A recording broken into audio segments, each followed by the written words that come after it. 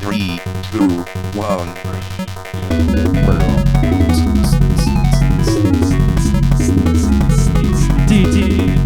Hello, good morning, good afternoon. Whatever. It's afternoon, evening for us. Thank you for week 9. The podcast, is it week 9? Episode 9. Episode 9, yes. We'll call it. We were on a brief break last week while I was traveling to Kansas City, so we did not cover the Bear game. I thought you were in Chicago. I was flying out of Chicago. So I was there for a night. Chicago first? Yeah. No, I drove to Chicago first, and then I flew out of Chicago. Had some barbecue when I was there. Yeah, you did. It was good. Kansas City barbecue is good. It is good. Sweet. I liked it. I ate at a local place. Favorite kinds of. That's a whole episode right there. Favorite kinds of barbecue. We'll come back to that some other time.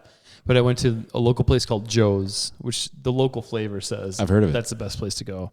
And I had myself a Z-Man sandwich. That's what they called it. But it was barbecue chicken, and it had like coleslaw on it, and it had good. It was so good. It was very good. People don't understand that you got to have coleslaw on your sandwich. On like your pulled pork. You gotta. You have to. 100 times better with it. Yeah, absolutely. You gotta. You get a crunch and every time I encounter someone that doesn't know, they make it sound like I'm saying like just smear a little poop on there. They get so like on the sandwich. Well, it's like the perfect. You have it's different sweet, texture, and then you have the acid in there and all the good stuff. I think people associate the Scotty Supper Club coleslaw garbage. Soup. It's called coleslaw. Yeah, it's terrible. It's terrible. But this is like apple cider vinegar based. It's got cabbage. It's got garlic. It's very, very. It was made today. It was made not out of a bag.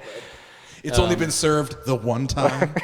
I worked at a supper club. I got stories. Which one did you work at? I don't need to know. Novels out in like Hollandtown. Oh, I think you did tell.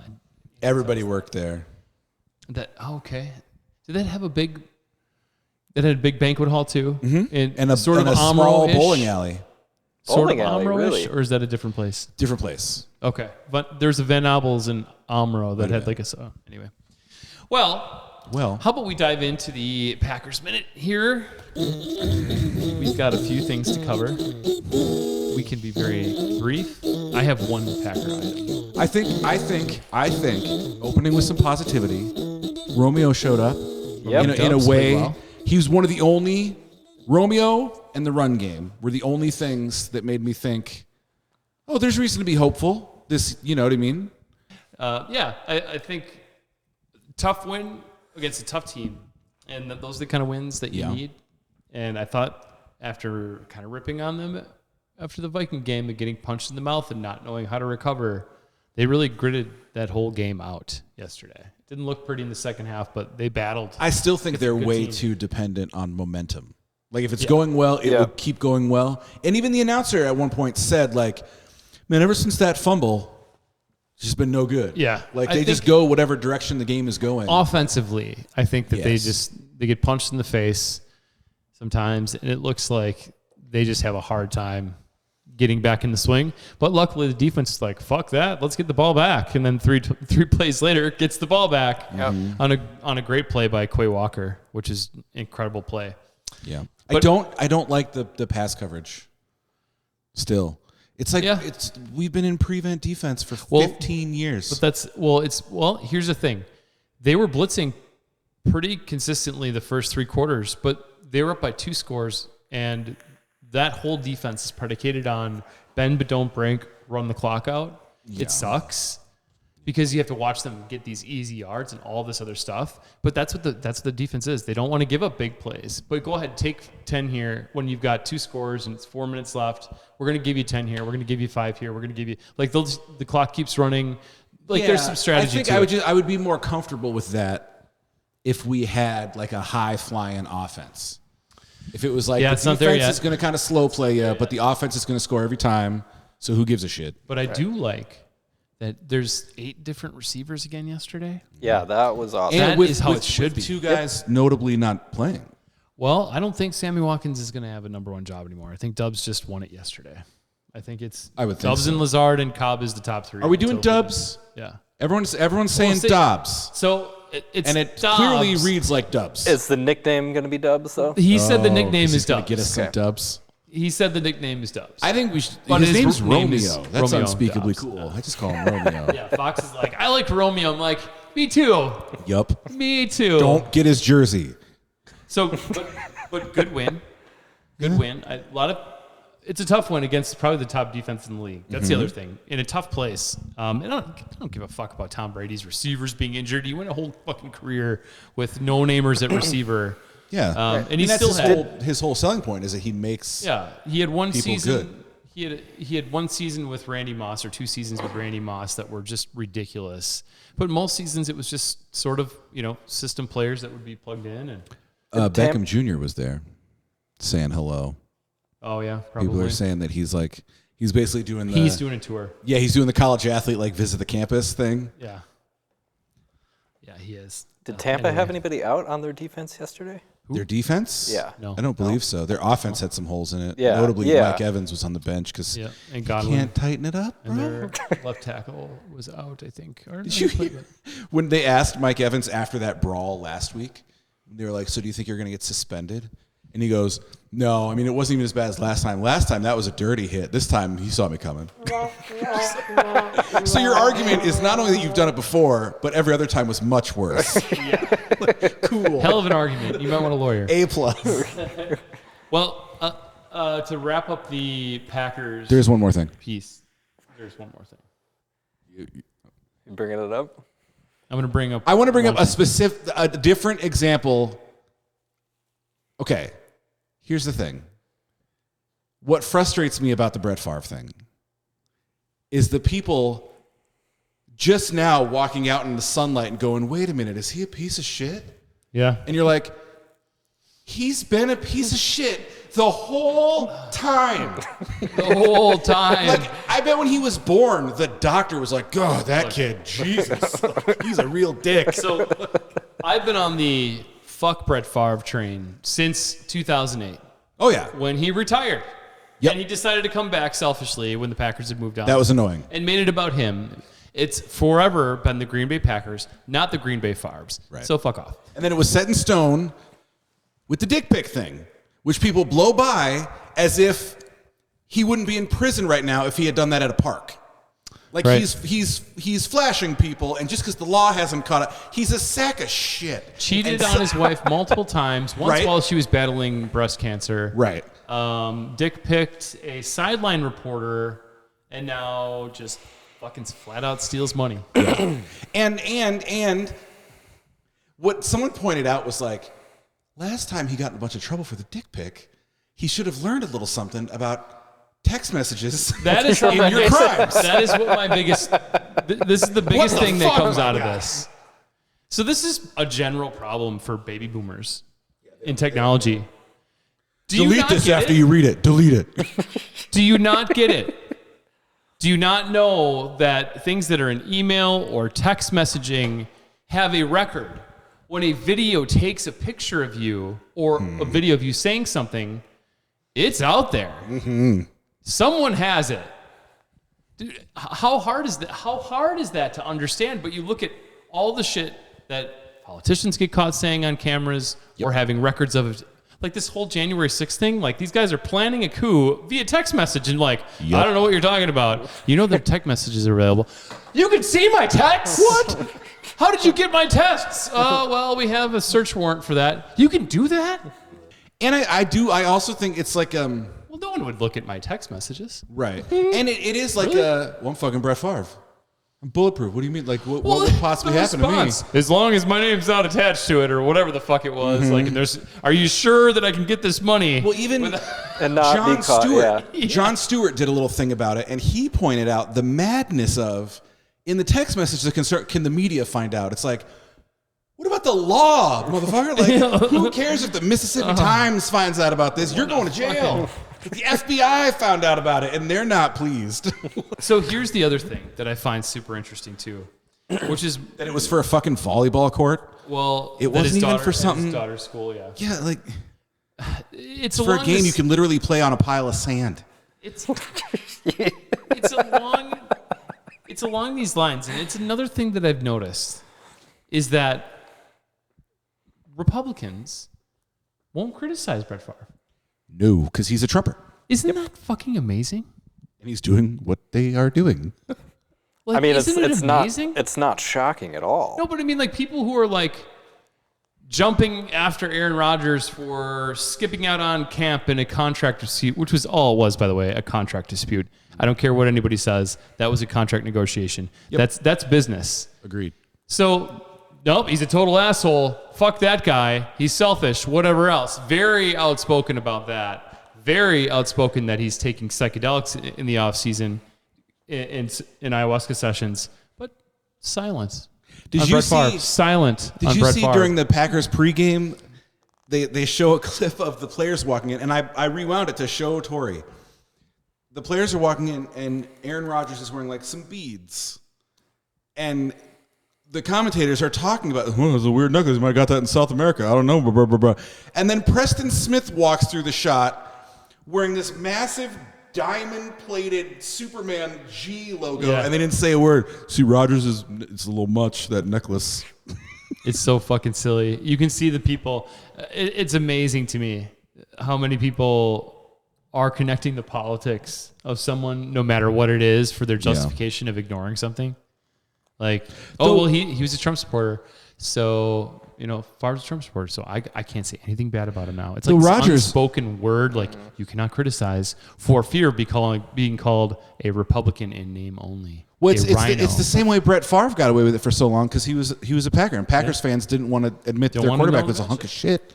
Let's see. Here's a fun thing. Is it part of grievances or no? And maybe we can save it for another time. Least favorite professional sports team celebration.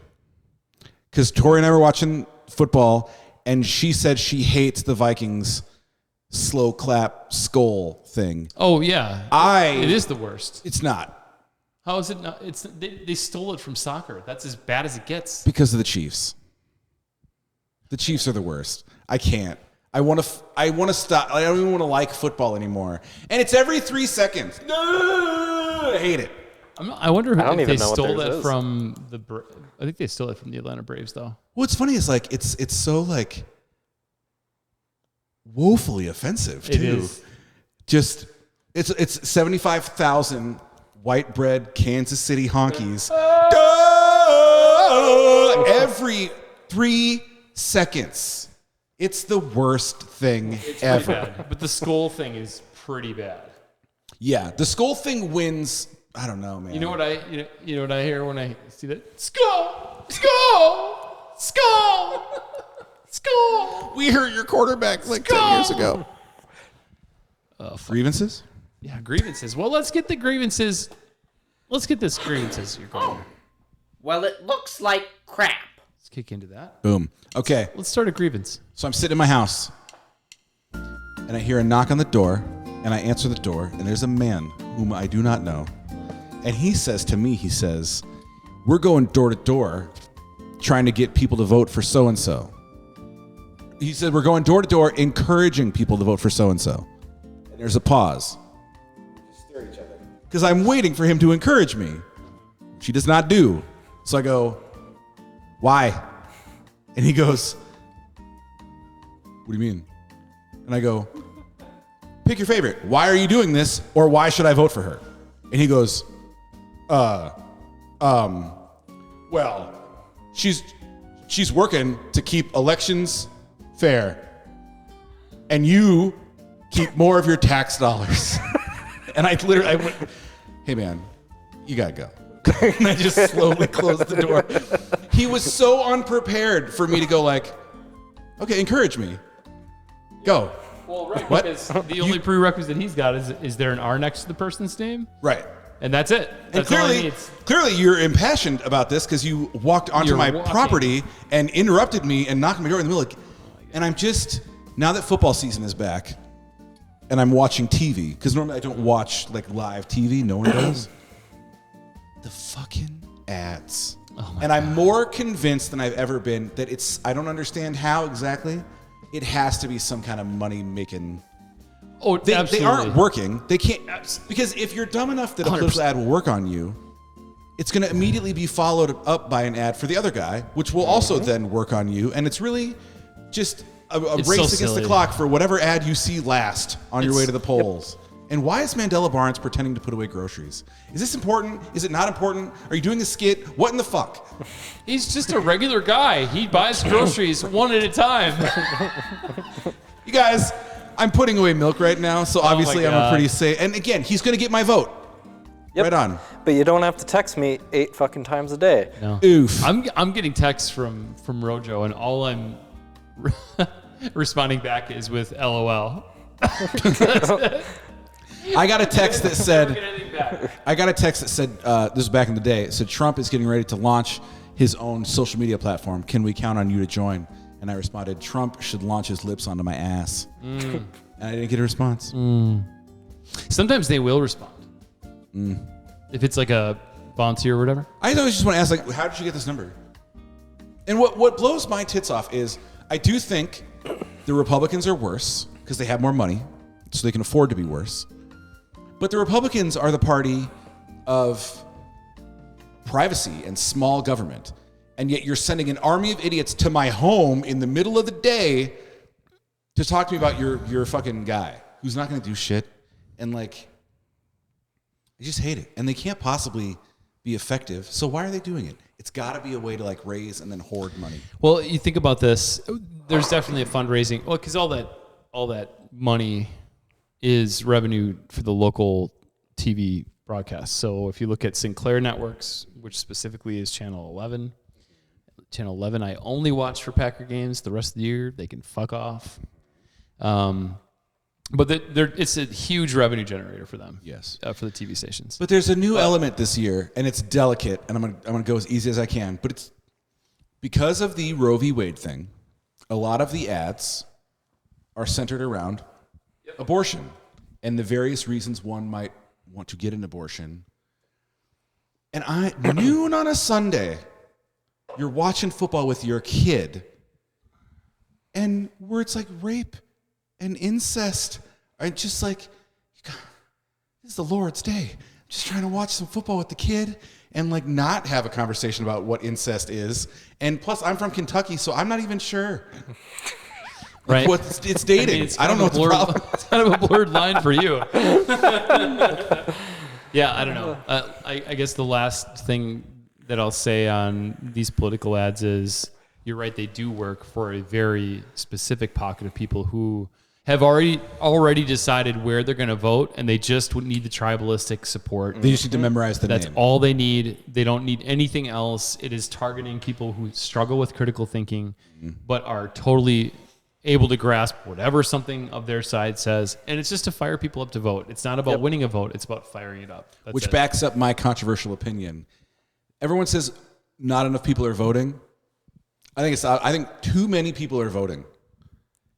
Too many like uninformed, not even really all that engaged people just like watch the TV and memorize it. Okay, Ron Johnson, blah, blah, blah, blah, blah. And then they just go punch their fucking ticket, and it's dumb. There's this whole generation of 19-year-old Trumpy weird dudes that didn't go through their punk rock phase, and this is how they've decided to try to piss you off. And it's like, just put a safety pin in your ear and tell your stepdad to fuck off like a man.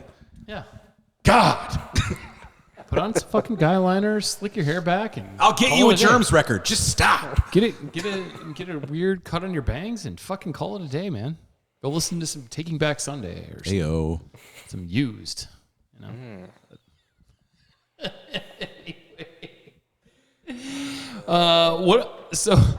What other grievances? There was quite a few. You had a unique airplane experience.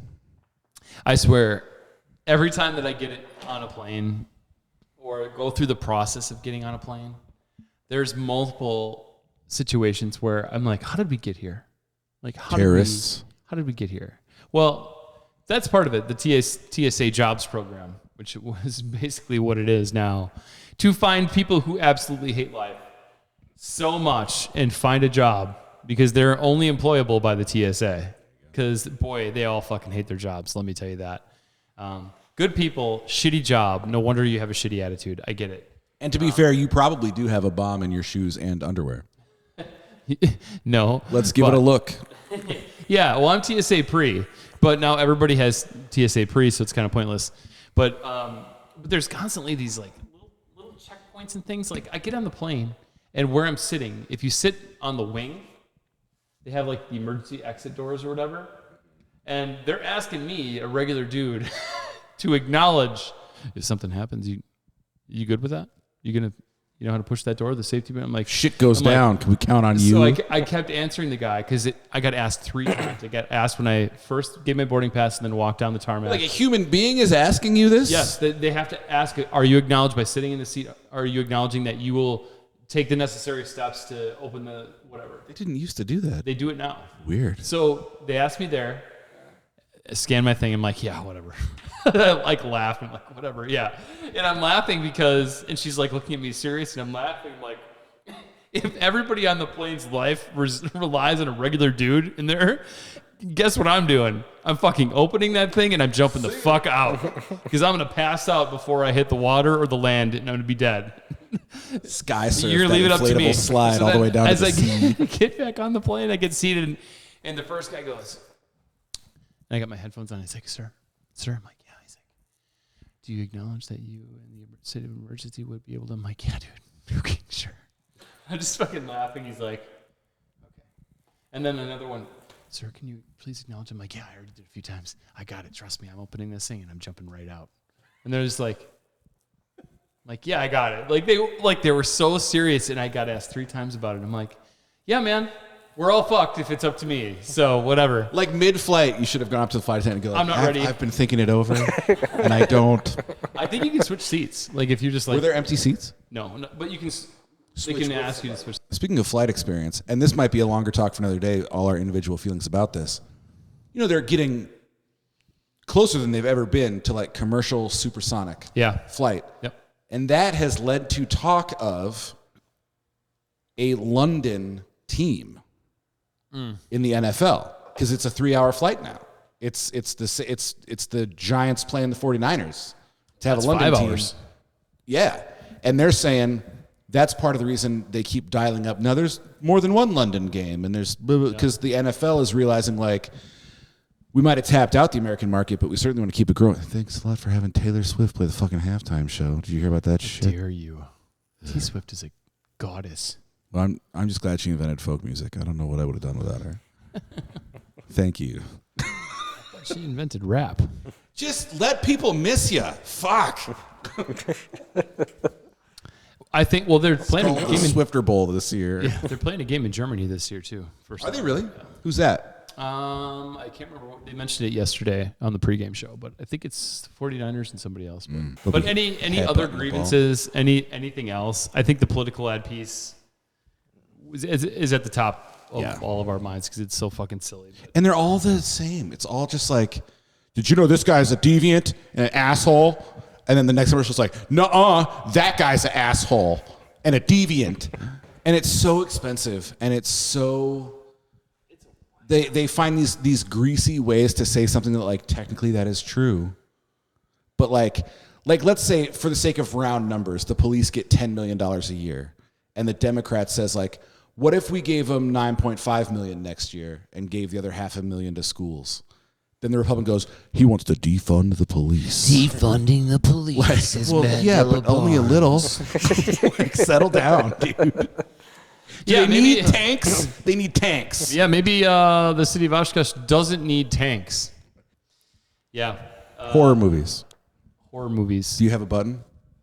You want a scream button? Let's see what we can find. You kids, get off my lawn. That worked. I like that. Ooh.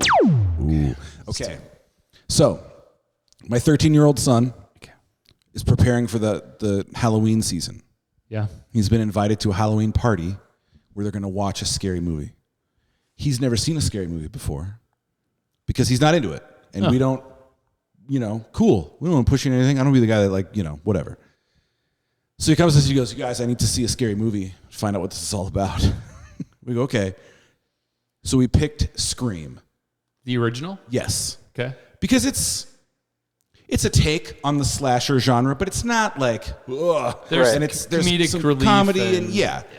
And it's a bit of a social thing. So like now he knows what this is all about. He watched it. He did great. He's fine. Like it's not that scary. And I think as kids, you think scary movies are always going to be so much worse than they really are. Like they're not really scary.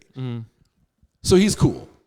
But it got me thinking about first scary movie, favorite scary movie, and more importantly, I think people our age all have a story of like, yeah, man, like me, I saw Friday the 13th when I was 10, which is too young, and it scared the ever living out of me. And I feel like everyone, you get to an age, especially if you have kids, where you start thinking, well, it's about his age when I saw this or that. And then you watch this or that, and you're like, Ma, Dad, what the fuck? Yeah. So, first scary movie, favorite scary movie, and scary movie that you saw at an unbelievably young age. First scary movie that I can remember seeing was probably, I don't know, I think it was Gremlins, which wasn't really a scary movie, but for 80s. At a certain age, it could be. Yeah. But the one that I should not have watched. You think that's why you do intermittent fasting now? Because you don't want to eat after midnight? Yeah, no. The one I do not want to watch, or should not have watched at a too young of an age, was Children of the Corn. And I've heard this story. My house is surrounded by cornfields. Oh, I'm old enough. I can watch it. And your parents signed off on this? No, they didn't know. Okay. Siblings? Yeah. There you go. Yeah. So shouldn't have watched that one. Favorite scary movie. I'm not, honestly, like, I'm just not a huge, like, scary movie, like, thriller fan. But I do like The Strangers a lot. I do like most of the Halloween movies are pretty good. The one thing I think that when I did watch scary movies, kind of like, oh, and like People Under the Stairs, loved that movie too. That's still a good one. That's a great one. That's probably my favorite all time, I think, actually now. I have not seen it. It's That's pretty good. That's my favorite. It's pretty good. Really? It's amazing. Yeah. I had it on VHS and I would watch it and rewind it. And What's just like the rewatch subgenre? it again. Are we dealing with, like, is it a slasher? Is it a monster thing? Is it ghosts? Is it? How would you describe it? It's a terror. Is it better that I don't know? It's probably better that you don't. Okay, I'll watch it on I would Friday. say just go into it. It's awesome. Yeah, it's awesome. Yeah, but the one thing I would say that kind of made it easier to watch horror movies when we grew up is that they were so fake looking. Right. And they were like, okay, well, this is obviously like the worst cut job ever. But now shit looks fucking so real compared to what it did. But yeah. I almost feel like too many horror movies are using CGI now. Like Yeah. that's what I miss about the ones Too many from movies the in 90s. general. It's why all the other Jurassic Park movies suck. Right, like practical effects are what, in my opinion, is what makes movies great. Someone told me a theory about why they're doing that. And they said, because I was talking to someone about Jurassic Park, and like the first one's really good with animatronics mostly. And then they just went almost immediately away from that, and they're worse. And this person, I forget who it was saying that the reason they do that is because when you shoot with animatronics, you really have to plan your shots. Because there's no back of this T-Rex, and we can't show that, and there's a guy. Right. But they said with CGI, you can be a little more like, whatever, put it there in post, and Yep. Well, that's why because the directors aren't as good now. That's why I think they're pumping out so many Marvel movies. Like, just shoot everything in a studio. Pretty much. Yeah, against the green That's screen, it. and then I was saying to Tori the other day that like the CGI has gotten so affordable that there's like believable dinosaurs in like a Taco Bell commercial. Yeah. That like if your great grandpa saw that, he would have a heart attack. Yep. Like, Well, and now it's just so easy that like we're selling budget cell phones. Put a critter in there. Right. Well, that's like a lot of car ads and like drink ads. It's all CGI. Nothing is real in those. Or they'll have the car and they'll just build the background. Yeah. So Hold on. Favorite scary movie? First scary movie? Yep. First scary movie, it was either between Jason Goes to Manhattan. I don't remember. Scary movie. Well, that should have been. And it wasn't. Or What Lies Beneath. I think. Oh, that's not That's a bad. good one. Yeah. I think that was one of the first ones. It and stoked my ongoing Michelle Pfeiffer thing. Oh, that was a fucking great. That one creeped me out pretty bad.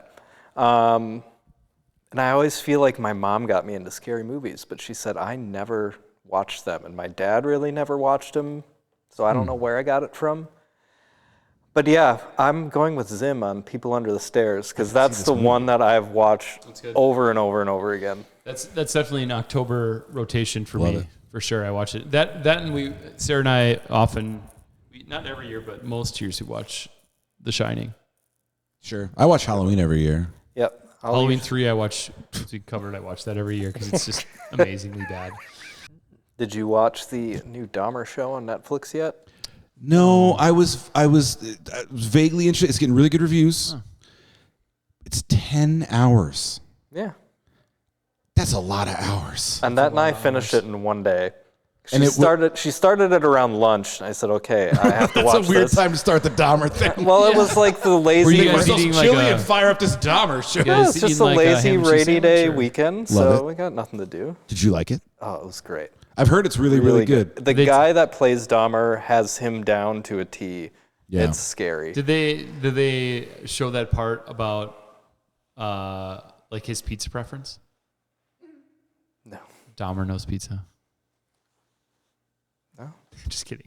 You missed the dad joke. I love that joke. I've never heard that joke. Dahmer knows pizza? Dad made it up. I'm pretty sure my dad did. You know, they went through his freezer. They found all these and there was a frozen pizza. And there's one with a nose on it. With nose and a Dahmer nose pizza. The cop says that's a Dahmer nose pizza. So they didn't cover that. No, they didn't. Oh, shit. Well, Justin did not return our text, so I'm just going to call him. Son of a bitch. I'm just going to call him. And I think we should ask him these same questions. Oh. Yeah, you got to watch People Under the Stairs this weekend. Okay. Do it. I hope you're not disappointed. I think it's great. Annette didn't care for it. You're